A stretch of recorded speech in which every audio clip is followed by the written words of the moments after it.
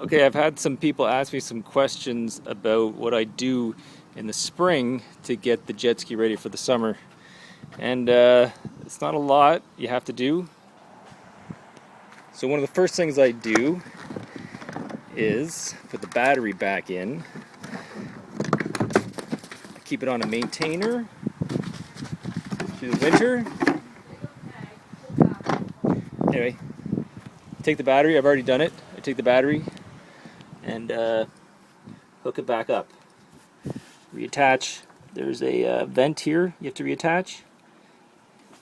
And you hook up your negative first, then your positive. On my jet ski, there's 2 negative lines, and I run the positive through here to keep it all nice and snug. Okay, I have the 787 engine in here, and as far as I know, if you look back here, maybe I can show you from over here. There's a cover here that covers. Move the 2 screws or the bolt to hold it in place, and you can see there's 1 grease nipple right here. So you get a grease gun and some marine grade grease, and pump a little bit in there until this just starts to bloat a bit. Not too much, you don't want to overpack it, but just enough to get it greased up for the summer. Now this is pretty important. Take off. On mine I have a reverse bucket. So there's 4 bolts to hold this on here. 1, 2, 2 more underneath. And there's also, I've already disconnected this. This controls the reverse bucket. And then there's another screw over here. Attaches to the steering. So you pour those full bolts. I already took all the bolts out. I'm just going to pull this off now. But pull off the bucket and pull off the steering. Okay, so you can get access to this cone.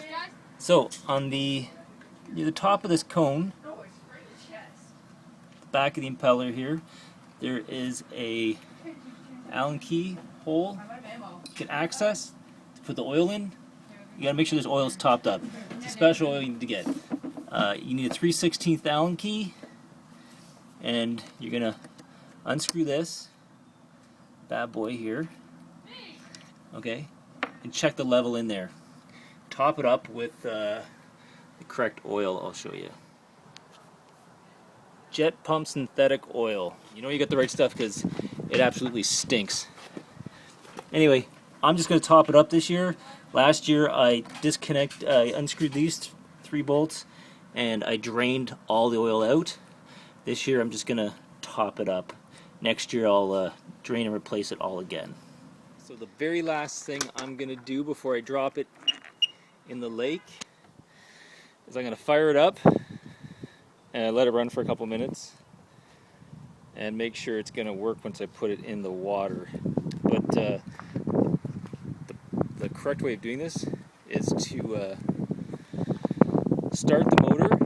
As soon as it's started, have your water line ready. Hook it up here, your water input.